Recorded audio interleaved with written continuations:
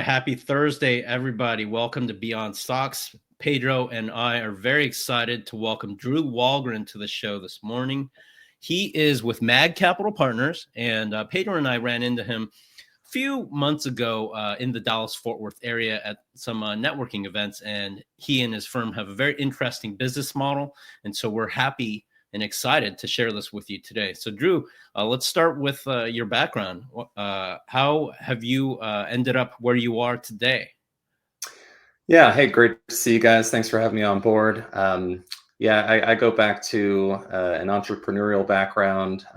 Actually, when I was at the age of 20, a friend of mine were running a company, a small business, beverage and food distribution company, and we had the opportunity to buy it from the owner who we ran it for. And that was my first entry into business ownership. So love that.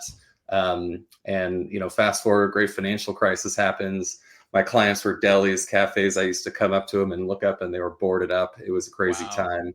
So we didn't lose money on it, but I remember trying to sell that business, and horrible time to try to sell. I mean, I was calling my competitors and saying, "Hey, I'll give this to you for cheap," and they just said, "Nope, we're holding every dollar cash we have." But I went into a corporate career at Liberty Mutual Insurance and a consultant role on their claim side. But in the meantime, I had started to buy and fix up properties in the Bay Area, single family homes, and kind of find that decision point, right? Where you go, do I want to hold now, right? I can continue to expand this. And I had a lot of opportunity in my career. And I said, I don't have time for this, right?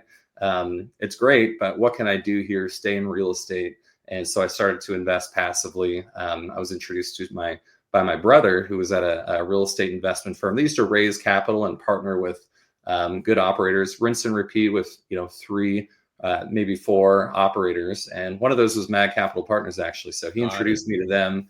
I actually was investing as an LP with them as well as some other groups. And then some years later, my brother was kind of unhappy where he was at, and I was ready for a change and found myself sort of plateauing as I had risen through some ranks at a big corporation. And you find yourself waiting for someone to retire or die, right? Yeah. So it looks a little bleak at a certain point. And I said, yeah, I'm ready for a change. So we set up our own shop and raised some capital for a deal in partnership with MAG Capital Partners. And right after we were done, we said, hey, you guys, this is more messy than it needs to be. Let's, we'll fall under the MAG Capital Partners umbrella. And so since 2019, him and I have really been leading the capital market side, and I really raise capital equity for a lot of deals, as well as the debt side, which sometimes we raise private debt, but most of the time getting financing from banks and credit unions and whoever is a great fit for the project we're working on. So I'll kind of pause there, but that's kind of my background leading up to joining MAG Capital Partners. Yeah. It sounds very serendipitous, right? You started as an LP, then you got more involved, you became a partner, and then you eventually joined the firm directly. So, and they got a 2-for-1 with the Wahlgren brothers. I just wrote his coattails in. He had a long relationship, and he introduced me there, and we were a good team, and always have been. So it's pretty cool. If you ever work with your family and it goes well, it can be the greatest thing. I've obviously heard horror stories. It's kind of like a business partner, right? It either goes very well or horribly wrong, and things have gone really well. Yeah. Who's the big brother? He is. Okay, got it. A little wiser, less charming though.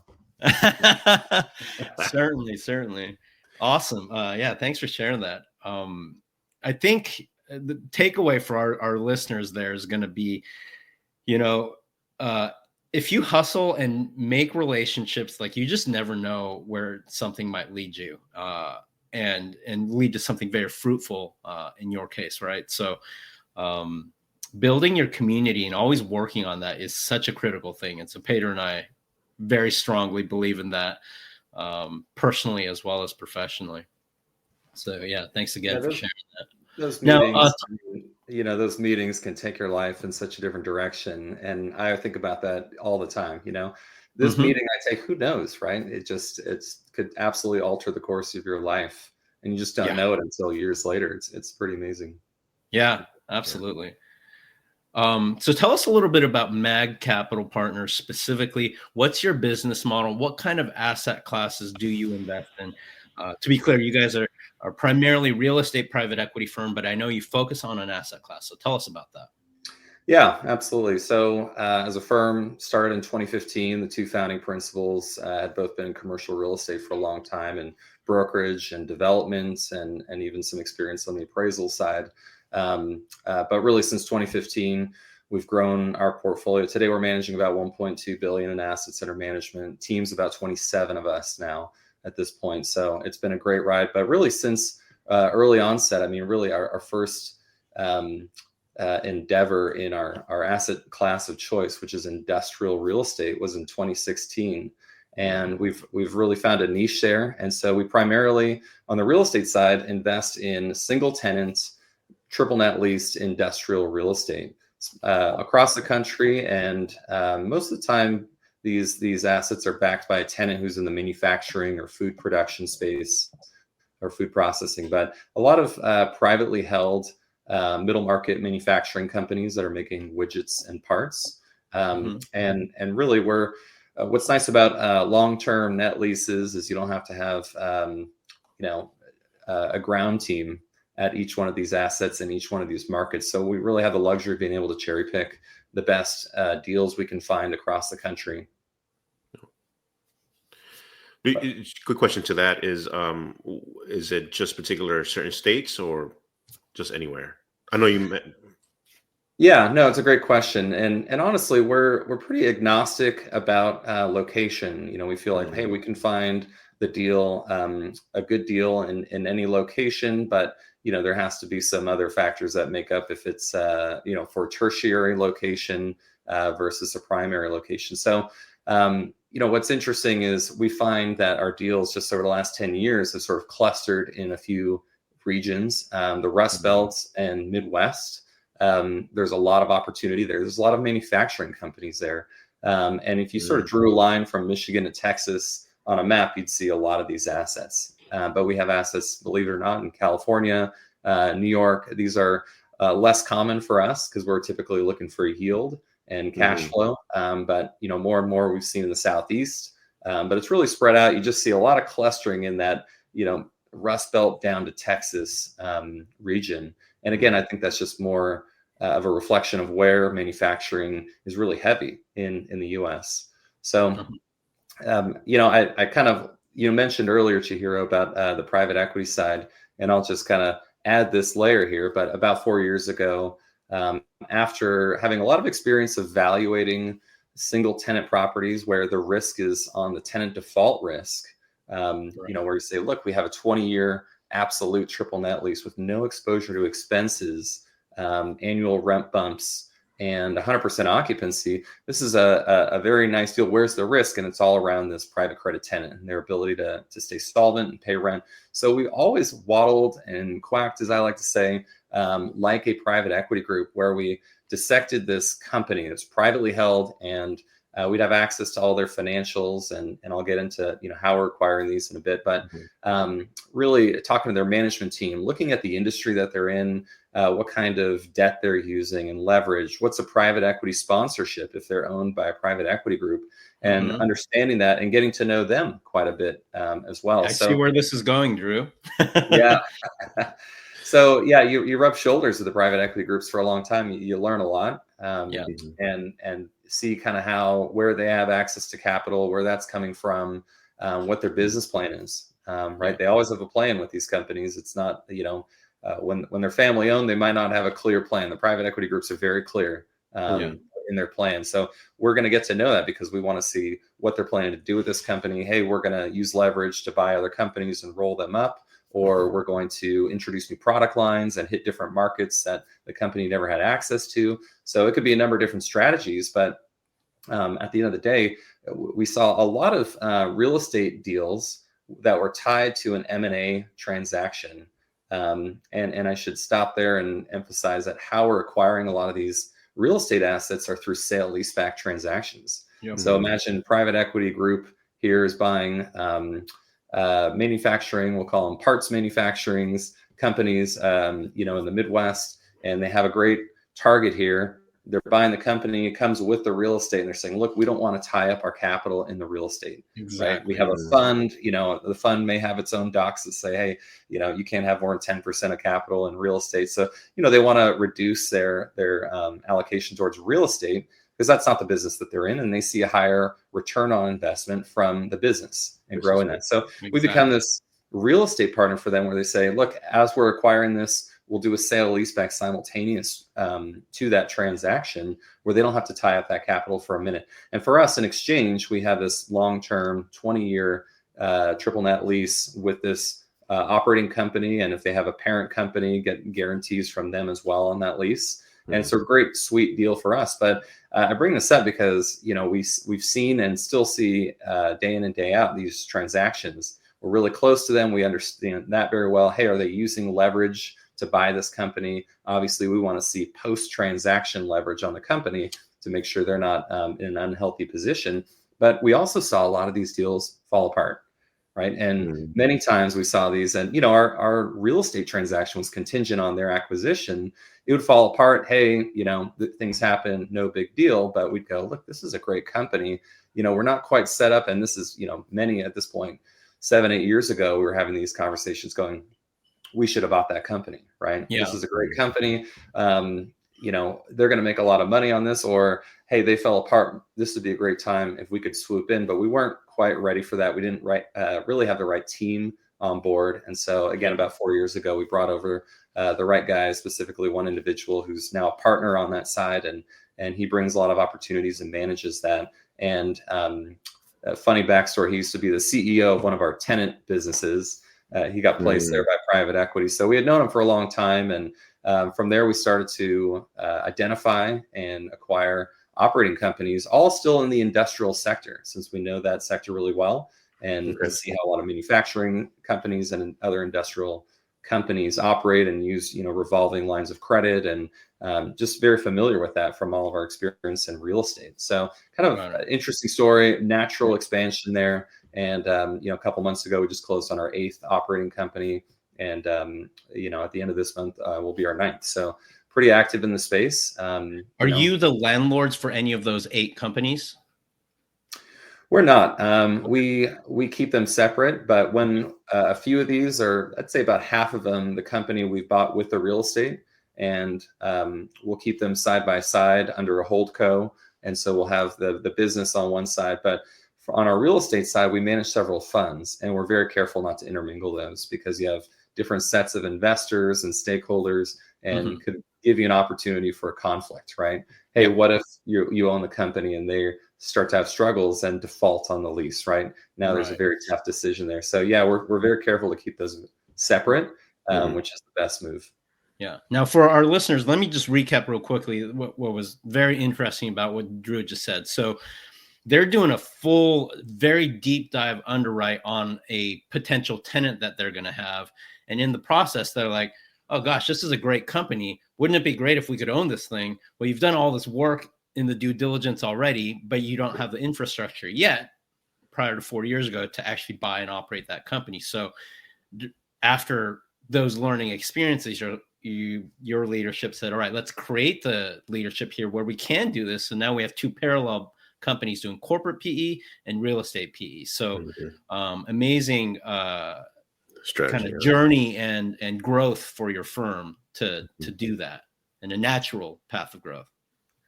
Yeah, it's interesting even on the real estate side, where again you see, what's the risk around again owning the single tenant asset that's typically critical real estate, right? We want operational real estate that's critical to an organization. And in the manufacturing side and industrial side, there's a lot of intellectual property, right? And so typically these companies, if they were to get in trouble, and we do a very good job of avoiding that, in 110 plus properties, we've only ever had one default. But if they ever get into a situation where, they're over levered, and usually that's where issues can arise, right? We just took on too much debt, and, business took a turn, and now we're struggling. And generally speaking, they're either going to go one of two ways, most likely. And one is going to be, hey, they're going to sell to a private equity group who's going to bring a fresh injection of equity and turn us around, deleverage the company, get them healthy. And many times, again, it's just leverage, right? Hey, sales are there, margins there, but the burden is too high. But the other situation is a Chapter 11 where they reorganize. And again, you're over leveraged. The banks are going to work with you on that, and the bankruptcy judge, I should say, is going to work with you on that. And typically, they're converting, debt holders to equity holders, whatever they can do to keep the business operating, of course. And so, what's great about that is we hold a real estate where this is a critical piece where they can only reject a lease if they move out. And so we're looking at assets where they don't really have a company without this facility, right? These are their headquarters. These are their main manufacturing plants where, hey, we could get out of this lease, but what would we do as a company? Whereas if they may have a few sites that they operate out of, they might also have a warehouse that they distribute from and say, look, we can consolidate that. That's not as important. That's not an asset we're interested in. We want that critical real estate. So it's now you start to think about, what about our private equity side? Now, this hasn't happened and we have no plans to do this, but it's just an interesting tool, kind of a mental exercise, right? Hey, what if we have a tenant who's starting to have issues and they do need to sell the company just to kind of keep their employees employed, right? And keep the company functioning. And they say, look, we'll take an exit. We're not interested in pursuing this anymore. What if we could come in and take over the company?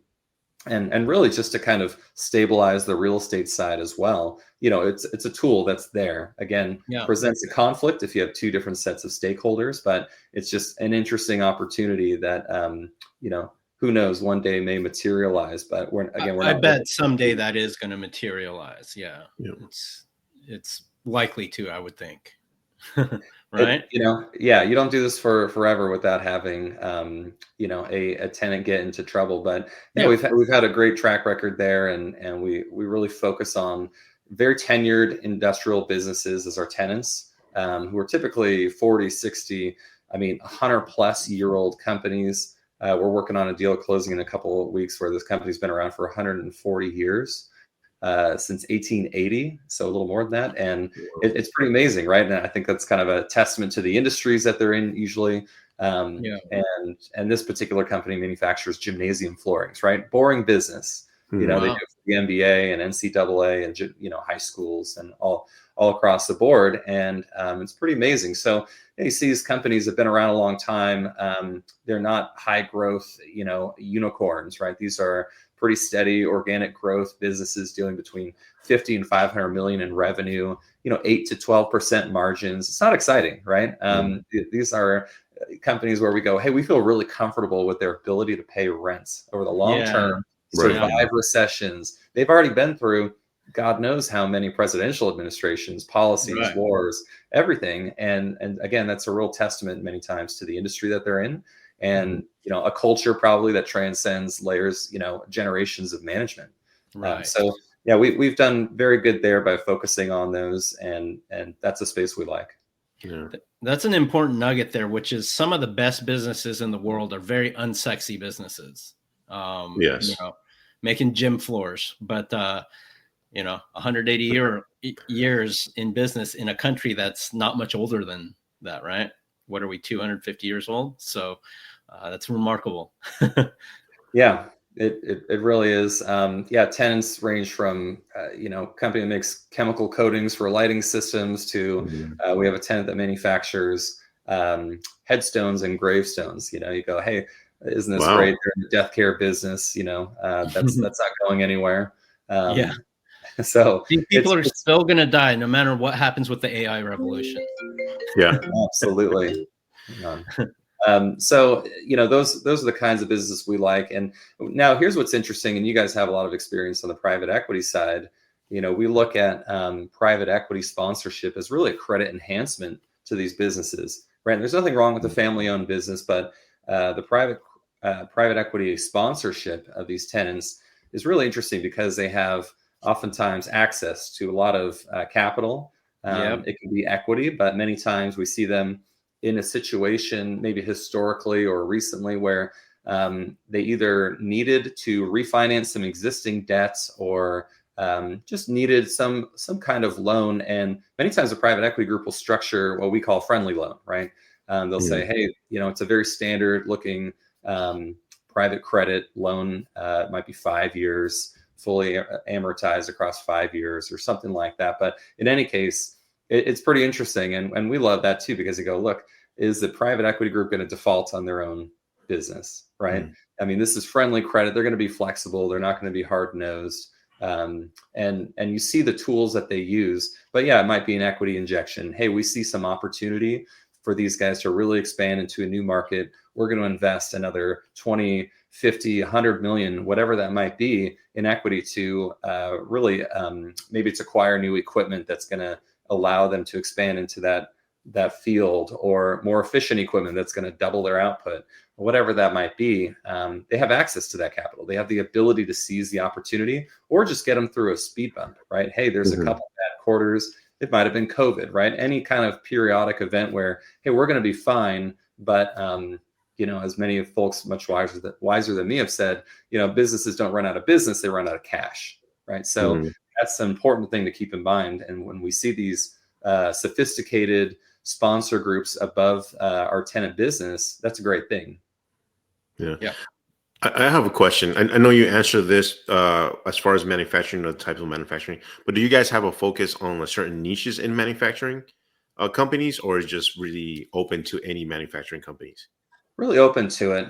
Again, most on the real estate side, we're looking at sale leaseback opportunities, and we have a reputation there of being able to execute. So the private equity groups even, but the full brokerage community that focuses in that space knows us, knows what our capabilities are, and that's what the sellers are usually looking for, is certainty of execution. So we'll look at the deal, and what's the funnest part of my job and our business is learning about these companies, sometimes in industries or spaces you never even knew existed, right? And so you just start to dive in deep, and we have a full in-house credit advisory team, so they're usually first in there. And then of course on the capital market side, as we've got a signed LOI, and now we're pretty deep in due diligence, I'm starting to work on equity and debt, and I'm learning about this business, and it's fascinating, right?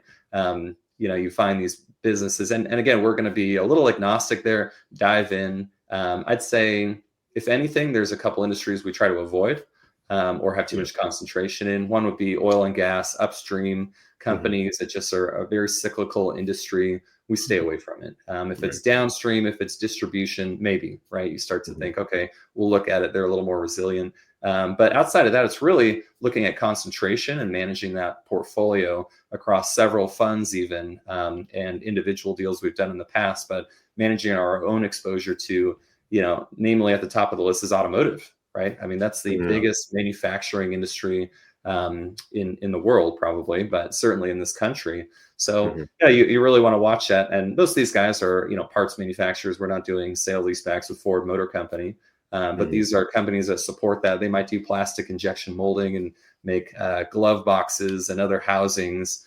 You have to keep an eye on that and make sure, hey, we don't have, 4 or 5 in a row that are all related here to the same industry. But honestly, it's pretty natural to be diversified across these industries.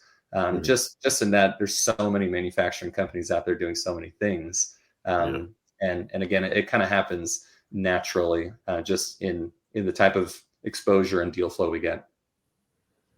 Yeah, a long time ago, I came across a company that were looking to exit. It was a mulch. I was like, oh, I had no idea, so even though I see it on my house, right in front of my house, but never thought of that. But there's so many things out there, manufacturing companies that exist, and we don't even know. So sure. Yeah. And you'll find a company. I mean, I'm just thinking of a recent one in Alaska, and we're not moving forward with it. By the way, very difficult to do business with folks in Alaska. They're they're not big fans of the mainlanders over here, right? So all right. Yeah, I can see that. It was an asphalt manufacturer, right? They're doing, $100+ million a year, and all they're doing, you see the big piles of ground up, aggregate, and you go, okay, and you start to look at the business, and you realize, hey, Alaska is a very big state. It's the biggest state, and there's a lot of roads to pave, and there's a lot of undeveloped land, and what a great business, right?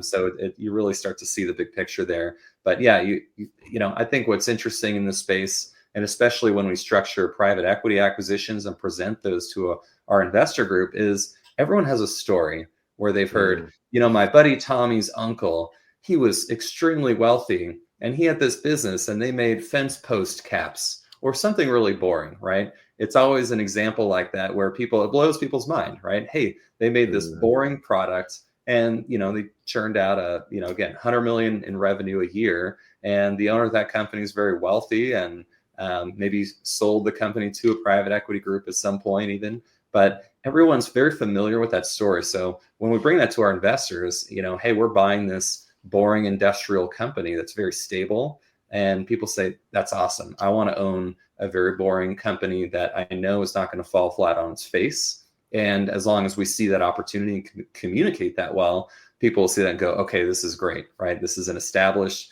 EBITDA positive business. So that's, and just to add to that, our buy window, our businesses that we bought have been anywhere from 15 to 45 million in revenue. So these are small to mid-sized businesses doing generating positive EBITDA from anywhere from 1 to 7 million or so in EBITDA. So that's kind of our buy box, and we like these established, profitable businesses that we see opportunity for growth. So I know your principal area of focus at Mag Capital is capital markets. So I want to talk about debt and then equity. So with debt, what's your kind of typical financing acquisition debt that you have? Like, what's the maturity, rates, all those types of details? Yeah, I mean, I'll kind of keep it focused on real estate for now, but really, real estate.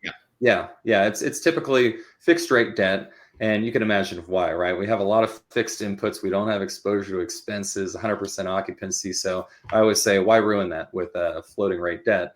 So yeah, we typically use fixed rate debt at a term of 5 to 7 or 10 years. They use 7-year term oftentimes just to tie that to a 7-year treasury bill. So that's generally what we'll see, but a minimum of 5-year fixed rate debt. So we've had a very stable portfolio the last few years where a lot of groups have had some struggles with shorter term debt or floating rate debt. So that's always been a conservative debt business plan for us, and it's worked really well. And again, the idea there is to generate sort of a bond-like yield, right? That's very well protected on every side. And we don't have. And is that interest only or interest only period? Typically fully amortized, 25-year amortization, maybe 30 if we can get it, but oftentimes it's 25-year. And, if you see a deal, hey, we like this deal, we think we're getting a great cap rate on it, but still a little bit thin on yield, we might say, look, let's get 12 months of interest only. And then the first annual rent bump, you kind of build out of that, switch over to fully amortized debt. So there's some creative ways you can do that. And within our funds that we manage, we'll sprinkle in a couple fully IO payment loans in there. And that's sometimes really just, again, to boost yield, where you say, hey, here's an asset. It's fantastic. And it's in a really primary location, a fantastic credit. And yeah, we have to pay a little bit of a premium for that, but we're still getting a relatively good deal here. But how do we keep and stay disciplined to our targeted yield, right? And typically we're targeting about 7 to 8% cash on cash in year one. So yeah, we'll sprinkle a little of that in there, but most of it's amortized. And if you go fully interest only, I mean, the yield gets really good, but it hurts your IRR. So we like to be amortized, pay down debt. It's more conservative. And as one very smart investor once told me, using interest only feels like cheating. It's not, if it doesn't pencil with amortized debt, then, is this a good investment? Right. And I think at least for our space, more importantly, what kind of risk are you taking on? So, right.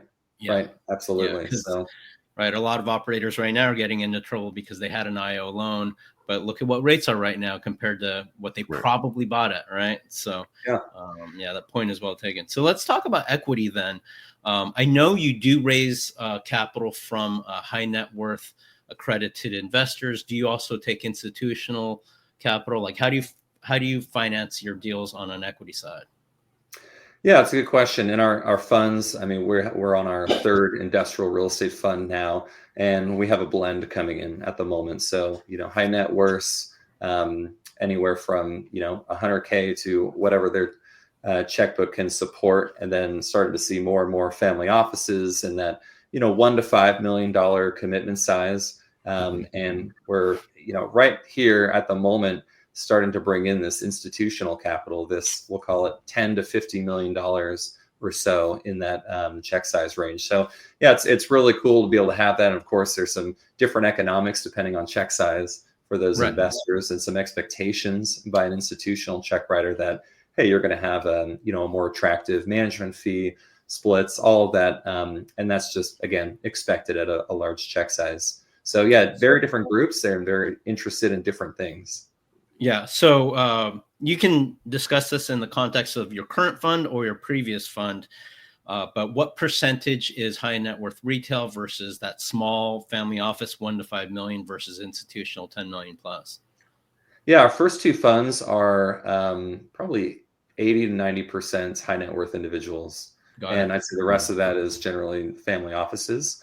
And we really kind of tweaked our structure because after years of talking to institutional groups, you start to realize, hey, what's important to them? What kind of call structure do they want to see? And a lot of it's just structure, right? They love the investment strategy, but they go, look, we're sensitive to X, Y, and Z. Maybe it's acquisition fee, but they're a little less sensitive to management fee. So you do some tweaking and learning over time just by presenting and having these conversations with those groups. So at Fund 3 at this point, we're going to be more than half of that capital will be institutional capital. So we're kind of moving in that range. And a lot of that just has to do with scaling as well. Right. You start to go, hey, our last fund was 80 million. We're going to be at 200 million in equity on Fund 3, right? That's a very difficult scale up with high net worth groups. If anyone out there was raised, almost 2.5 times in your high net worth checks or pool of people, that doesn't happen overnight, right? So starting to blend both those groups together is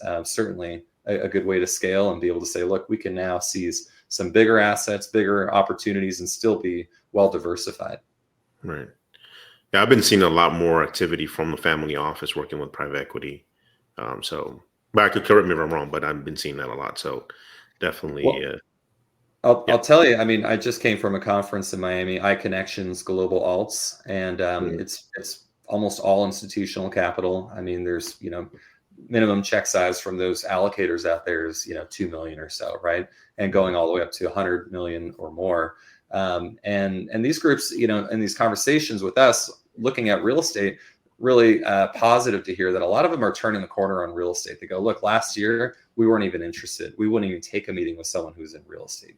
And they're very positive on that. And I think there's a little bit of a portfolio rotation going around where they're going, hey, public markets are highly valued right now. We're interested in, reallocating a bit, and we see some opportunity now in real estate. So for anyone out in real estate out there, it was a great thing to hear that the institutional mindset is starting to be much more open to real estate, where the last couple of years they've done very little allocation. Right. Yeah. Thing about real estate is it's not a monolith, right? Those investors that told you, yeah, we're not touching real estate right now, or told you that, surely they had office and multifamily exposure, right? Right. But, warehousing, logistics, supply chain, right? The industrial stuff that you do. And then, of course, data centers, that's never stopped being red hot. Like and do you see data centers like taking a dive anytime soon? I certainly don't. Right. And I don't think so. There was a flash there with Deep Sea came out, and everyone thought, oh, good Lord. And I just came from this conference I mentioned a couple of weeks ago, and Deep Sea, the news just broke out.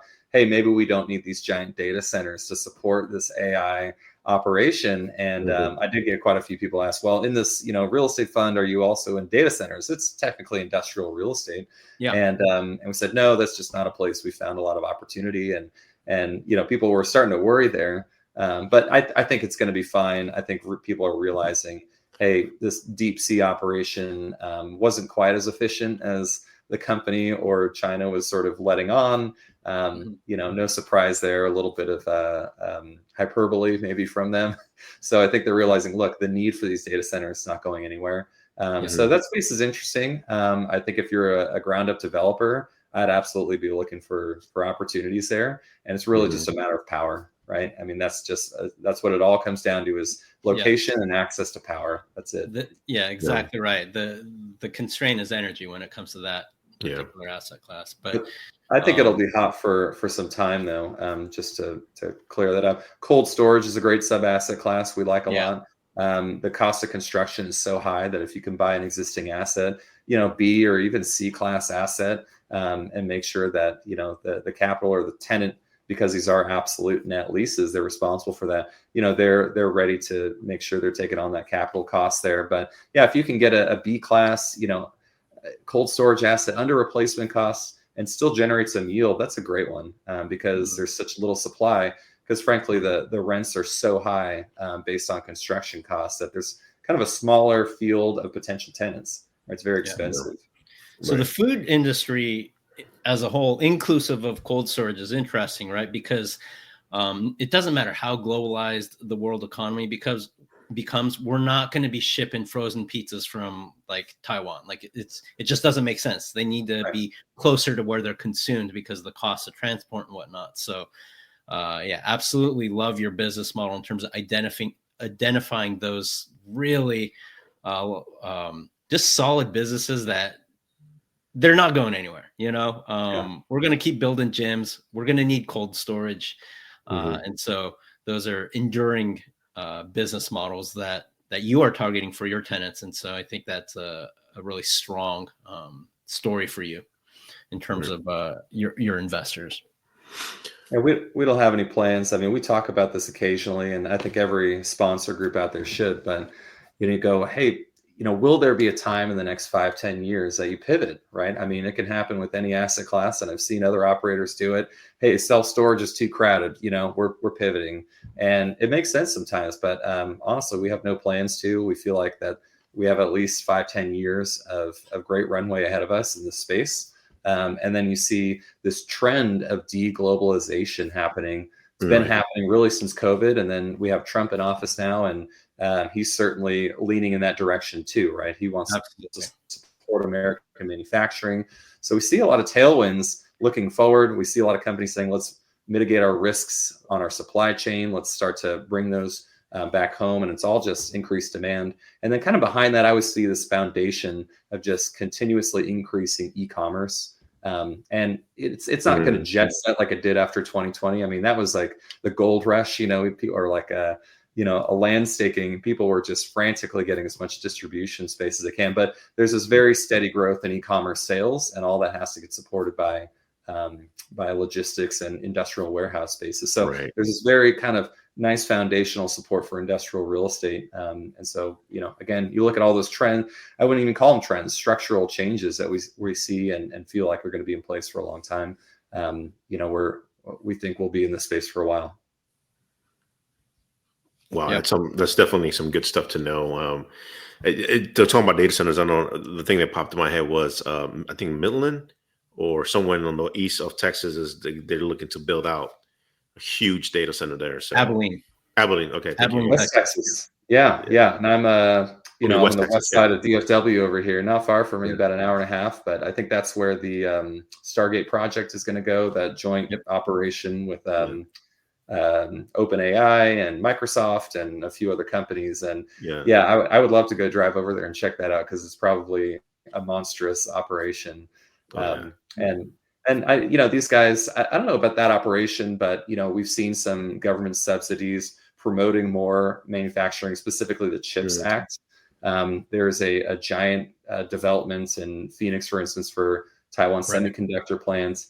Micron, I think, has one somewhere around Cleveland. I could be wrong there, but Texas Instruments, right in that north corridor above Dallas, where you guys are at. There's quite a bit of that going on. So, does it affect our investment, on an individual level? Typically not, right? But it's just cool to see this support and this general trend towards, hey, we want to support American manufacturing. And a lot of that CHIPS Act is really just taking our reliance off Taiwan and some of these other countries, right? But that's across the board with a lot of these supply chains, where companies saying, hey, we cannot be reliant on a supply chain that's on the other side of the world, and it might have nothing to do with a power struggle between an adversary in the region. It might just have everything to do with the 1,000 layers of risk between there and here. It might be dock worker strike. It's a shipping channel that get disrupted by pirates off Somali or a volcano. I mean, all of these add just to all the potential risks that are kind of hard to calculate. So some of these companies are even paying a little more for manufacturing or a supply chain supplier in the US, but they're saying, look, we're not going to get stuck like Ford did after 2020 with a fleet full of trucks, no semiconductor chips, right. That kind of stuff just rains hell on a company and is way more damaging than a 10% increase in cost. And an important point to make with respect to reshoring of manufacturing jobs, this is something that's transcending just Trump versus Biden. So you brought up the CHIPS Act and the manufacturing of a chip semiconductor facility in Phoenix. That was signed into law by Biden. So this is, Democratic president, Republican president, there is a structural shift. I'm in agreement with you, Drew. There's a structural shift towards bringing manufacturing here back to the U.S. Yeah, I think the government and our people should be terrified of China taking Taiwan and having control of, what is over 50% of the world's semiconductor chip manufacturing. And you go, okay, so our military and fighter jets depending on these. And if you were in a conflict with China, where would you be, right? So it's, just as important as oil independence, right? So it's I think every American should agree with that. Hey, let's bring some jobs here in the meantime and not be up a creek if we really need these. Xi Jinping has he's not been tiptoed around this topic at all. The Chinese government is very clear. They intend to take Taiwan. That is their position officially. We don't know when. Will they actually do that or not? Obviously, we don't know, but that is their official position. So it is absolutely a massive geopolitical risk, to your point. Well, hey, this has been fascinating, Drew. I want to make sure we ask you, if we've got an accredited investor who's interested in what you've taught us about your business model today, how do they reach out to your firm to learn more? Sure. They could email me directly, drew@magcp.com, which is right on the banner down there on the screen. I think every viewer should see that, but drew@magcp.com is my email. And, reach out if you just want to set up a call, learn a little bit more. We have a lot of opportunities on both the real estate and the private equity side. So if you're interested in participating, reach out. Let's chat. Amazing. Well, thank you very much, Drew. Thank you, Drew. Yeah, learned a lot, and it's very attractive. I'm personally interested. I've been in touch with Amanda. We've emailed back and forth, so I may very well be an investor of yours sometime in the near future. Well, great to see you guys. Yeah, thanks for having me on. Love to discuss this stuff. I know in the past we've talked about private equity and businesses and roll-ups, and always enjoy it. And people think that guys like us, just do this for work. And I find myself, if anyone isn't too bored by talk about it at a party, just businesses and ideas and structuring these things, and then usually people roll their eyes and walk away. But I love this stuff, and always good to talk. Business nerds unite. Yeah. All right, Pedro, you want to take us out?